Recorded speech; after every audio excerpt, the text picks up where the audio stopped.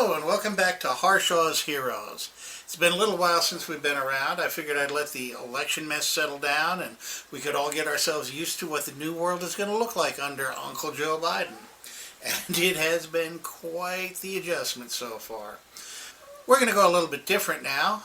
Last year we spent a lot of time on the elections and on the presidential race, and it was very partisan and divisive, and honestly, it got me far away from my roots, which is, as I have done a whole episode on, a pragmatic anarchism.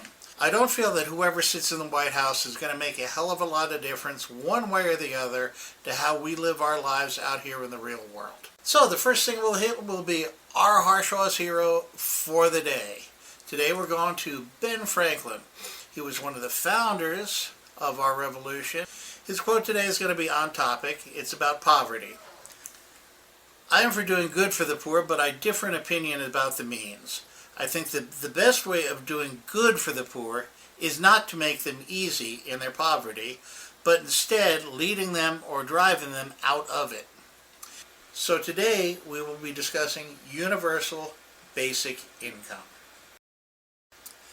Universal basic income is the concept that everyone deserves to have enough to live on in this life. Regardless of where you were born, your position you were born into, your education, your work, your situation in your life, your heritage, you should be able to have enough to subsist and to live on. Now, the idea as we have it comes out of the socialist movement, primarily out of Europe, where the idea is to give an allotment to each citizen to keep them from going hungry or homeless. In the United States, this was tried to be met through two means. The first one was the minimum wage that was established in the 1930s. The minimum wage was established as a way to keep low-skilled workers or unskilled workers from being indigent. Minimum wage was never in itself intended to be a living wage. Minimum wage was, as I mentioned, intended to relieve some of the burdens on the charities, because at the time this country had no social safety net at all. That has since changed quite a bit. It was never the intention of FDR or anyone when they initially set this up that a person would be trying to work a 40-hour week and raise a family and live a life on minimum wage. That was never the intention of minimum wage. In addition to that, through the course of many years, there have been many other programs created. Social Security, which touches on UBI, gives a basic income to the elderly. Welfare programs, food stamps, and the rest of the programs that are coming out of the agencies and the executive arm of the government are other things that go to put into the pool of what we can sort of call the basic bones of a universal basic income. We just do not do it completely in this country. What would be required for universal basic income is a massive restructure of society. So we've had our attempts at universal basic income in this country, never committed to in the full way, but at least the government has tried to be charitable. Now, you can go back to James Madison's quote about charity is in no way part of the federal government. As the Constitution was originally written, the federal government was supposed to be minimalistic, a skeleton, and the bulk of all services to citizens was supposed to be with the state and with the local communities. There has never been the full commitment in this country, though, to the idea that you should be able to get up, and no matter what job you have in the entire planet or in the entire country, you would have enough food and enough clothing, and you'd have the heat, and you'd have a place to sleep, and the semblance of a normal life. We have not had that full commitment here, but we are moving in that direction now. Other than the standard workplace, this country has tried long and hard to come up with a way that the people who are not fully employed or who are unemployed or who are unemployable are able to also have the comforts of a decent living in this country. And those results have been a very mixed bag. Welfare has become generational in this country. We have right now upwards of the fourth and fifth generation of families right now that are subsisting on welfare. Welfare was never meant to be a lifestyle. Welfare was supposed to be a temporary stopgap until you received the training or the ability to be able to work full-time in a regular job. So how would we possibly make this work in the United States? And is it even a good idea to try to make this work in the United States? Mitt Romney has proposed what he is calling the Family Security Act. What the Family Security Act is a payment plan that is designed to pay out parents for the amount of children that they have on a monthly basis. The current number being thrown around is for children ages 6 through 18, each child would get a benefit of $250 cash per month. So if you had one kid, you would get a check for $250. If you had 2 kids, you would get a check for $500, and so on, up to 5 kids. The limit on this is $1,250 for collecting per month. Every parent who has a child or several children would receive payments through the child's 18th birthday. The subset of 0 through 6 years would be getting a $350 a month payment. There's not a lot of this most people at first glance would argue with. So what we're saying here is, you go and you do what you're doing for a living right now. You will receive an additional $250 per child to be added to your total income. This is obviously going to be a very popular program once it's conceived. So at some point, there will be a demand made on this program, the Family Security Act, which is going to require more money. That $250 per child is just not enough. So we want to give you more.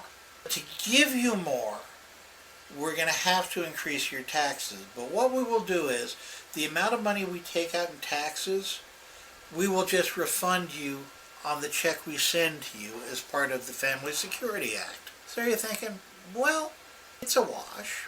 It's not really an increase or anything, but the amount I'm getting back from the government is equal to or probably slightly more than I'm handing in. So, what's to argue with? This is what leads us down the road to universal basic income in full.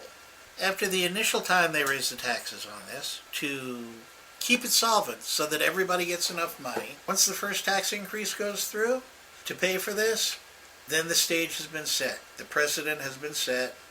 And now they know that when they need to, they can come back and increase that. All the while saying, well, we're going to increase what we give you too. So the sell will be, we're going to give you back at least what you're sending us. And everybody goes, okay, that seems fair, and wow. Eventually, government is going to need to take larger and larger chunks of your paycheck to send back the amount of money it was going to send you for the Family Security Act. The problem is, after a time, we're going to come to a tipping point. The tipping point is the employers are going to start complaining that it is too expensive to do all the government paperwork to send all this cash to the government, and then also provide employees with the benefits they need. So the employers are going to be starting to get crushed because the money that they're left to work with, and the government doing this bookkeeping for them, and making the additional payments to the employees, is eating up more and more of the economy. The government is going to go, as a cost-saving method, we're going to bring everybody into Medicare.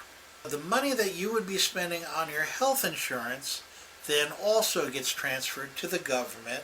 You can have, by necessity now, a single-payer system to cover healthcare needs. This is because it's too expensive for the employers to maintain. Eventually, when this comes in, the money that's going to be spent on health insurance is going to go directly to the government to fund Medicare. Employers who are out there are going to be going, but cost of doing all the accounting on the employees is just prohibitive. To the employee is going to be so small that the companies are going to start to say, hey, this is costing us too much to even do this. The government will go, okay, I tell you what, you issuing a paycheck to your individual employees in this little amount that you're going to do. Let's send all the money to Washington, and Washington will pay your employees for you, offer the benefits for you. They will offer, the idea will be you get up in the morning, you show up at your job, and every week or 2 weeks or month, the government issues you a check for your salary. Sounds okay still, except if I'm making the same amount of money and it's just a different person handling the money, how is this bad? For a change, instead of this company and that company and this company and that company hiring different people for different rates of pay, it's going to standardize rates of pay for every occupation. There will be no longer any incentive to jump from job to job because there will be a standard pay rate for whatever your job is. A minimum and a maximum, and once you get to the maximum, that's what you're getting. You think it's hard negotiating with your private employer right now? Can you imagine trying to negotiate with the government to get yourself a raise out of the 330 million people who are currently getting checks cut from them from the government under UBI? There will be no way of improving yourself by switching from job to job anymore. So once we get at this point, we have all the money to Washington. And Washington is paying you your money at the negotiated salary you're supposed to get, or at the tier salary you're supposed to get. There's no incentive to do your job well or hard because you're going to make the same amount of money as the guy in the desk next to you and the woman in the desk next to him, and so on and so on and so on. And this is where we fall into the trap of communism. You have a standard job and you're paid direct by the government and there's no way to negotiate it, no way to improve your individual circumstance by doing anything other than increasing in tier. How many people out there can say, if I did my job the way everybody else is doing their job, I'd be fired for it? I'm sure there's a few hands going up out there. This is going to be the problem that happens. In every work environment, and you have it now, there are some people who work great guns at it because they're driven, they want to get ahead, they want to succeed. People who are just marking time, cashing a paycheck. This is going to be a disincentive to those that are hard workers to work hard. Because it's part of universal basic income, your job will not be taken away from you. So we now have an economy with all the people who used to drive the economy are not motivated to drive the economy anymore. Everybody tends to slack off a bit. This is now a controlled economy. This is the communist dream. The government has not seized the means of production directly, but they've seized the means to obtain labor. This is a sure prescription for having the entire lifestyle of the United States drop down through the floor.